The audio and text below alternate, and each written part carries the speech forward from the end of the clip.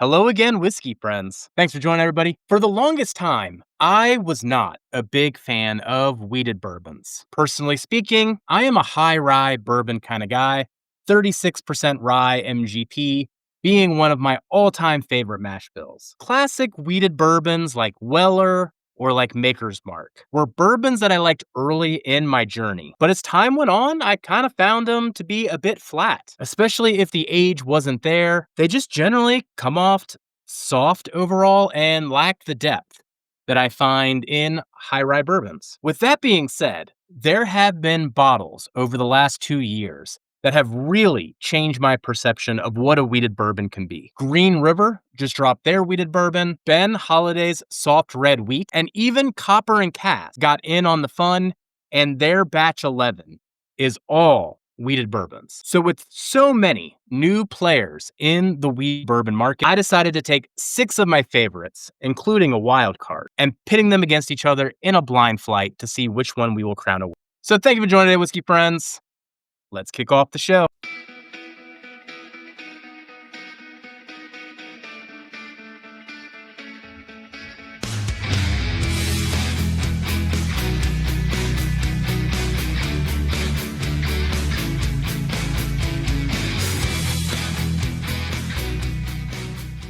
So today's contenders are going to be Green River Cask Strength Wheated Bourbon, Ben Holladay Soft Red Wheat. This one's also a screw top, which is something that I tend to forget. The latest Copper and Cask from the Small Batch series. This is batch 11, age stated at 6 years, and is all from MGP. Then pulling in one that was requested from Patreon, Larceny Barrel Proof. This one's the only one that I have open on the shelf. It's the C921 batch. Then, of course, we have one of the more sought-after bottles in this, a Weller Foolproof. This Foolproof, too, is actually one of the better single barrels of Foolproof I've ever gotten my hands on. Notoriously, I'm not that into Weller Foolproof. Darrell got me this one just to see if he could get me to like one. And then we are going to throw in a wild card, thanks to our friend Marty over there at Whiskey Nose. He provided me a sample of a Southern Star Cask Strength single barrel. Now, Southern Star is actually coming from North Carolina. And the reason that I'm particularly interested in putting it in here is that we did a single barrel pick with Evernorth Spirits and the Bourbon Junkies, and one of the barrels that we selected, unbeknownst to us at the time, was a wheated bourbon from Southern Distilling. So I don't know what this sample tastes like. I thought it'd be unfair to put our own single barrel in there. But let's see how Southern Star can hold up in this lineup. We're going to randomize these glasses, spin them round and round, mix them up real good. And then the way that we're going to do this is going to be in the elimination style. So rather than just sipping through these and flat out ranking them, one thing I like to do instead is to go through rounds of tasting and essentially vote things off the island, Survivor style. Then as we whittle down to the final 3, I can spend a bit more time with our contenders and pick a winner. In this format, it's always interesting too, because the bourbon is going to have some characteristic or lack of deficiency that keeps the spotlight off of them long enough to compete at the end. All right, so I'm going to mark these A, B, C, D, and then I'll have a graphic up in the corner here so that you can follow along with each letter that I'm tasting, and we'll talk about things on why they got eliminated when they do. Man, tell you what, already sticking out to me. Some of these are really oily compared to others. Just the fact that I was writing on them kind of just saw how much the legs were generating on some of them versus others. But they're all cask strength. All right, we're all set up here. I'm going to take just a quick break, and then we're going to get into it.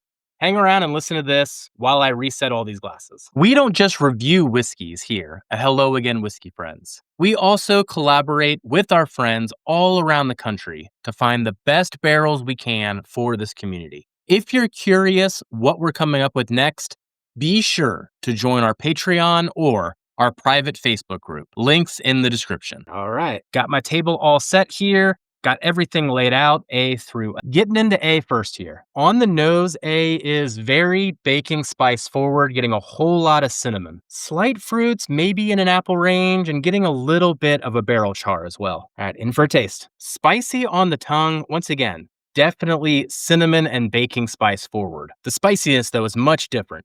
than a rye. More of this like tingling pepper sensation. There is some good sweetness, mostly just caramel though, and then some apple. Not the best start to this blind flight, to be honest. We'll see if A is just getting the short end of the stick coming first, and I'm not ready yet for what I'm about to get into, but on to glass B. On the nose, glass B is a totally different animal. Lots of vanilla and even some melon in the fruit range there. Almost even a honeydew if I get real specific on the melon. Doesn't have the barrel influence that A did though. Very soft in that regard.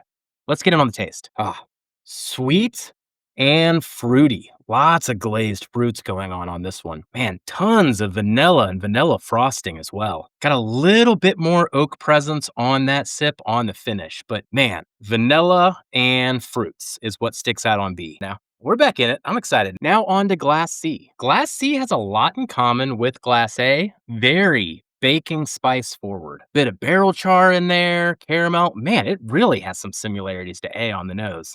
Let's see how it does on the taste. Oh man, A gave me this Play-Doh note that I sometimes get on wheated bourbons, particularly Maker's Mark, but there's no Maker's Mark in this flight. Definitely very sweet, almost yeasty. Fruits, again, really aren't there. The ones that are there would be in a brighter range, even a spiced pear range. On to glass D. Man, and now on the nose on D, I'm getting shades of B. So a lot of these have some similarities that maybe I've never seen before without doing this head to head like I am right now. But that honeydew note is there again. So the fruits are there on D, and it does lean into still that melon range. There's also some raspberries there too. Doesn't come across very sweet though, and the baking spices are there, but they're very subtle as well. It's very much got a neutral nose, and then there's some oak presence there again, but it's just all in this mid range. Let's see what this one does on the taste. Ooh, man, that brought it on the taste. This one's more complex than what we've had so far. Up front, it's sweet. Also got quite a bit of barrel char and even some clove type spice. The baking spices continue. Those fruits do shine through. And on the tail end, you get some nice oak. So maybe thus far, one of the most balanced ones. All right, so far, 2 I like, 2 I'm thinking about. Now let's get into E. Cheers, everybody. Ooh, E might be a winner too. Vanilla frosting for days on this one. Like the type of sweet cream frosting that you get from a canister of cinnamon rolls. Even a little bit of that kind of Pillsbury, just popped it open, cinnamon roll kind of vibe too. Getting a little hint of cherry on this one as well. Let's go in for a taste. Ooh, really enjoyed the front and the mid palate. The finish just fell off a cliff though, which was quite surprising on how this thing started. There is a great cherry note though. Front and mid, little soft pretzel going on. Yeah, this one's all about the fruits, but something about the finish really fell off a cliff there. And now we got our last glass, glass F. Glass F is going back into that more doughy range like we talked about before. Little bit of, it's not quite cherry, maybe strawberry type of a range on this fruit, and just a little hint of chocolate there as well. I'm pretty excited for the taste on this one. Let's see if it lives up to it. That's a strong one. Man, it's got like the cherry to strawberry note, as I mentioned there. So I am leaning in on the fruits on this one. Whole lot of caramel, almost those caramel chews too, with the vanilla in the middle that Kelsey likes to talk about. And there is this nice oak on the finish. Tell you what, right off the bat, off of the first impressions, A and C are the ones that I narrowed in on. Though with A, I gotta try this again with a fresh take now that I've gone through all the glasses. C is the one that's really got to do something to hang on or it's out of here. So I'm going to go back and forth for our first elimination. Okay, A's got more going on than what I gave it credit for on that first sip. So I'm glad I gave it another round. It's not as baking spice heavy as my initial impression. And the fruits on it, there's almost a refreshing effervescence about it too. C, on the other hand, C has got to go. So C is just coming across entirely baking spice and cinnamon forward, a little bit of pear, apple range on the fruits, but even on like a kind of a negative, even like sour side of it, you can kind of, I always hold things on my face when I don't like what's going on. So I don't want to have any more of C. C, you are out of there, and let's get a reveal on C is the L, which stands for Larceny. It doesn't surprise me too much that Larceny is the first eliminated here, though keep in mind this is the C921 batch. I have heard that later batches of Larceny have gotten better and that they've gotten to find a stride, but there's also probably a reason that I haven't gone back to this one since 2021. All right, so our first heritage distiller is out of there. Now it's time to go in for that second elimination. I believe it's going to come out of the A, B, D range, but I'll do some quick comparisons here and figure it out. Going through a quick run through, E and F are very, very similar with these cherry vibes and strawberry vibes. B is actually the most vibrant throughout the experience. D has some like honey and honeydew notes that I'm really, really in love with, which unfortunately puts the target right back on Glass A. Glass A did redeem itself from the first impression, maybe just because that was the first sip there. But in the end, it's got the less vibrant nose and really even comes off corn forward by comparison on all of these other pours. So I'm getting the grain side of this one more so than any of the others. The more I got to know it though, man, I really loved that effervescence and even getting a little bit of strawberry there. Whole lot of qualities that weren't there on first impression, that were there on the back-to-back, but it just wasn't enough to keep it in the game. So I almost feel bad for eliminating this one. I don't know. Sometimes that first ticket in the Royal Rumble is really a disadvantage. But just eliminated the B8, Ben Holladay. Ooh, really? I actually thought that was going to be a front runner in this. Well, that's interesting. I thought this was actually the Southern Distilling. Man, this is going to be a tough battle then, because I had that bottle in like my top 10, top 15 last year. I really like this one on its own. Doing this comparison of the wheated bourbons, though, man, this is like really difficult. You actually see the similarities in all these as well, despite these being in all different states and all different distilleries. We need one more elimination, though. And I think I'm going to narrow in on E and F. E and F are almost so similar that I want to pick one of them out of there. Man, doing the head-to-head comparison here, F is like all cherry on the nose now. So makes me wonder if I found the Buffalo Trace. Like that just totally triggered a whole lot of vibes there. I'll try not to be biased on my thinking and eliminate it just because of that. But that is where my head is going. And the comparison between E and F is very interesting. E is sweeter. It still has those cherry, even peachy vibes. But I think I said this on the first impression. Finish falls off a cliff. I got to eliminate Glass E. So let's see what our third elimination is. Wow, the copper and cask. That's surprising. Wow. Shows you how tight this competition's getting if I'm eliminating a copper and cask and the MGP here as the third bottle eliminated. But it was the finish on this one that just didn't have the same consistent flavors as some of the other bottles in this. All right, so we're left with 3 contenders to go. I'm going to take a little bit of a break and we'll get right back into it and crown ourselves a winner. You might hear about drifting drams from our barrel picks, but not only do they know whiskey, they know coffee even better. Katie and Ethan are always bringing in the best coffee they can for this community. And if you enjoy coffee or you are curious about getting into good coffee, you need to check out Drifting Drams. Fancy coffee for regular people. So check out their website to support a small business that is passionate about what they produce. And they will forever change the way that you look at coffee. All right. Tight competition, and the 3 bottles that we have left are the Green River Wheated Bourbon, the Weller Foolproof, and the Southern Star. Hey, good on this one, Marty. Also, props to Darrell for finding a Weller Foolproof that I clearly like and can go toe-to-toe in this type of format here. Some of the other Weller Foolproofs I had, I don't know. I mean, I might have gotten those out even before the Larceny. Of the ones that are left, B might have my favorite nose. One thing that's always interesting in these flights too, B has the most liquid left into it, which means I felt the less need to go back to. B has this like dynamic fruit range going on, also has this balance of the baking spices and the barrel char. And it actually may have the longest finish of the 3. By comparison, D is sweeter and I'm still getting like this honeydew note. I think I've said that consistently for D throughout this. And that sweetness hangs into the finish as well. It's like B is more complete